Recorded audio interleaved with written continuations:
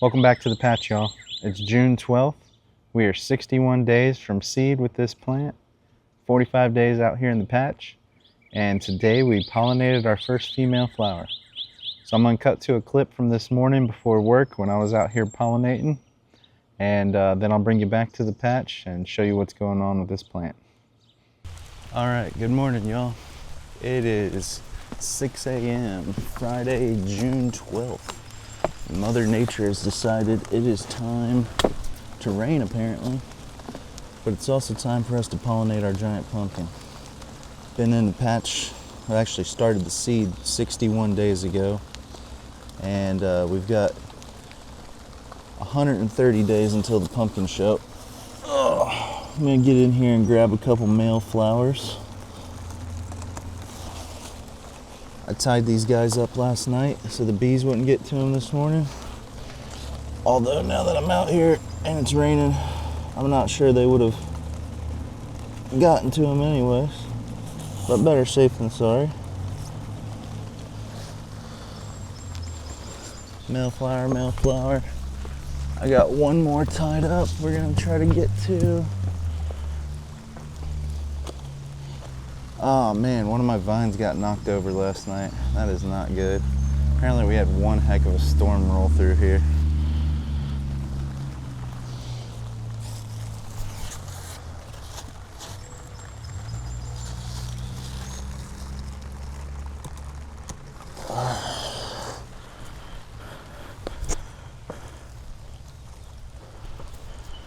All right. We have 3 male flowers. We're gonna take them over to our female. I'm gonna open her up, open these males up, and get ready to pollinate this thing.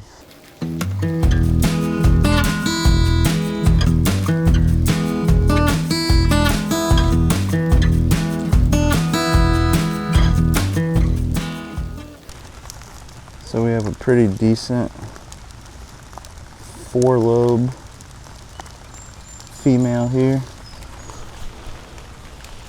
All you do is you take these males, and we're gonna get them down in here like a paintbrush. Probably not gonna get the best angle. And we're gonna rub the pollen off of these males all over the female.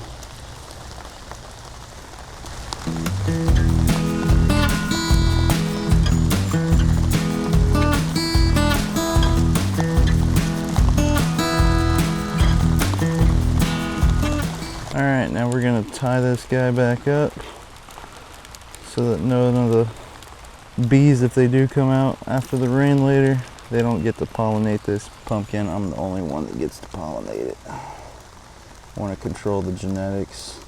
Even though I am selfing this plant, it is some very good genetics.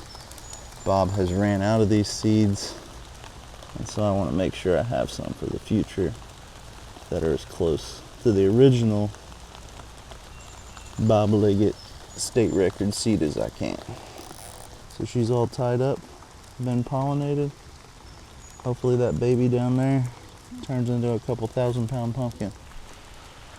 Or at least I get one to the way off this year in Circleville. But it's raining. I've got to run to work. I'll come back later and give you guys an update on how the plant's actually doing. I know it's been a few weeks since I've been on YouTube here.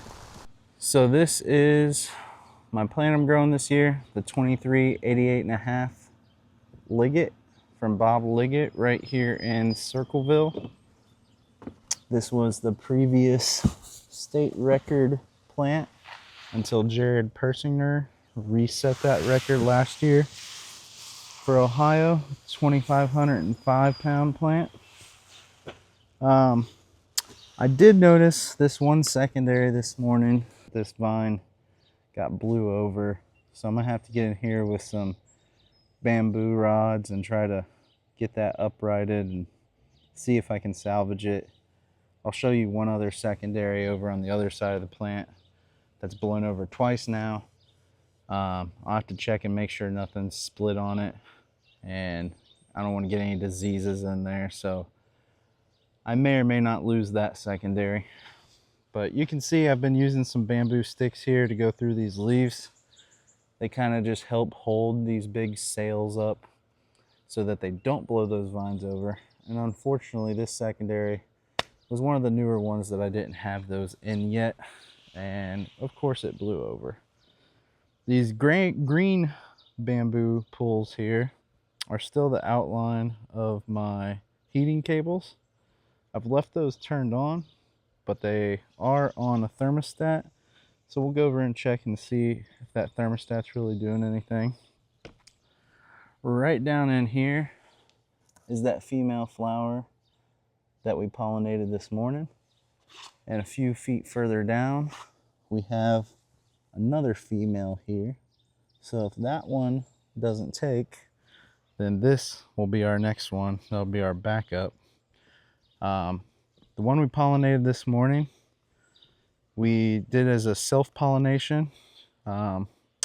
May take you over and show you my little experimental patch, but that plant is quite behind this and just didn't have any male flowers on it that I could use to cross. So I'm okay with that being a self-pollination, trying to keep the good genetics of this Liggett plant alive. Liggett is running out of these seeds, so you know, if I can get a good self out of this and a good fruit this year, hopefully those will be some good genetics that we can keep going.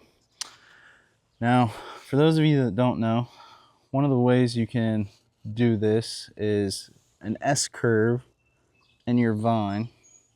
And this S-curve here, instead of just running it straight on down, is so that when this pumpkin starts rapidly growing, that it doesn't grow so big that it actually picks itself off the vine.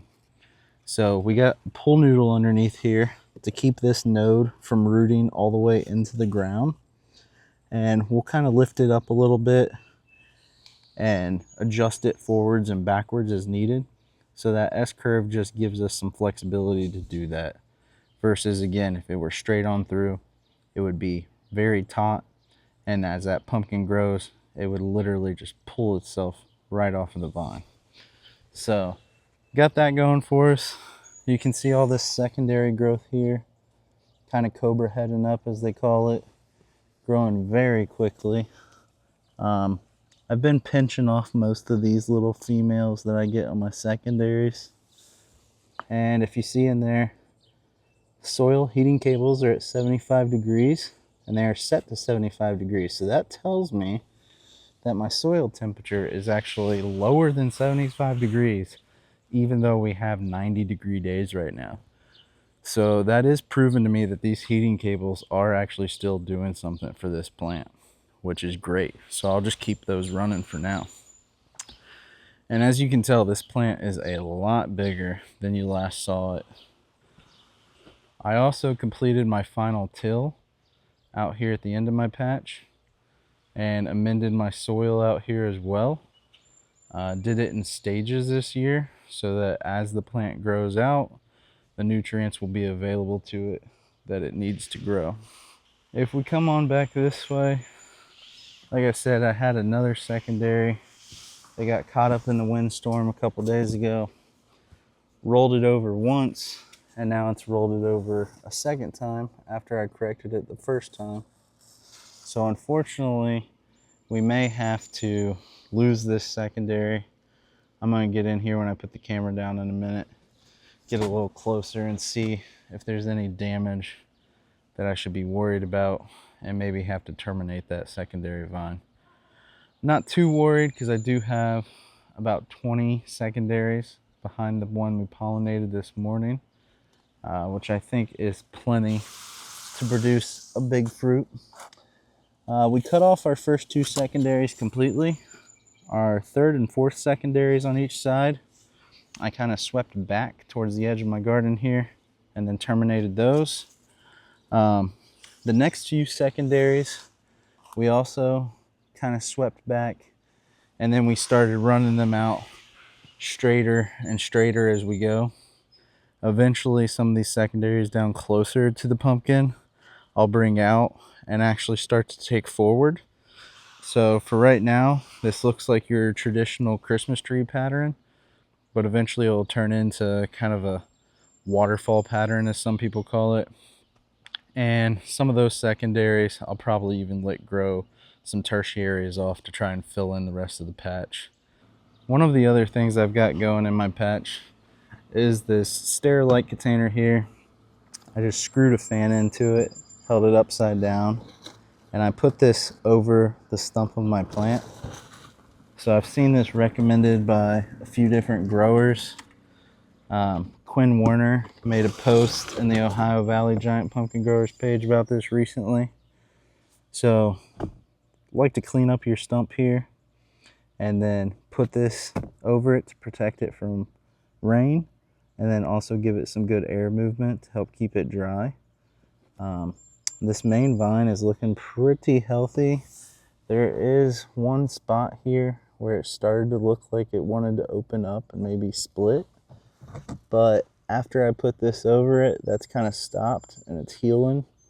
So hopefully I can prevent it from splitting open. I am going through trimming off tertiaries now. Surprisingly, this plant has not had a ton of tertiary growth so far. And you can also see that I've got some weeds growing up in here. Now, the outside of my patch, I did do some tilling and was able to get all of these weeds taken care of that you saw out here before. They actually got up to about 2 feet. And the end of my patch down there, you know, I had the tarp over it, so that prevented a lot of weed growth. And then we tilled in the rest. But if you take a look down the main here, it is looking great right now. And I love the shot under the canopy of this giant pumpkin plant. It just looks like another world down here. Before we go, I just wanted to show you all over here my experimental patch. This is the 2449 wolf plant that I started over here. Again, not giving it a whole lot of love. If you remember in my last video, I tried to do a late season transplant on a Warner plant that I placed out here in the corner, and it stretched out this way. And I learned very quickly why people don't do late season transplants. It did not like that at all. Had little to no growth. A lot of the leaves had a lot of stress damage, and so after 2 weeks probably, I went ahead and pulled it out of here. This 2449 wolf also has no lack of its own issues. It was turning into kind of a very malformed plant, and then unfortunately developed a pretty bad vine split here. So because of that vine split, I only have one secondary that started to shoot off the other side over here. That has become my new main. And this secondary on the plant, or excuse me, the original main vine of the plant, it is pretty much dying off and there's no secondary growth on it. But we still have a little female out here. So hopefully we can still do something with this and get the wife some porch pumpkins. So that completes the most recent update for you guys. As you can see, there's a lot going on in the patch right now. There's a lot of work that I've been doing in the patch the past couple weeks, and boy has life gotten busy. Hopefully I can keep these updates rolling for you guys. So as always, if you could hit that subscribe button for me, it would just really help motivate me, keep me going, making these videos for y'all. And I really, more importantly, want to hear from you guys, what you got going on in your patch. If you got any little tips or tricks for me, I'd love to hear them. So if you can comment those down below, that would be awesome. And until next time, grow 'em big.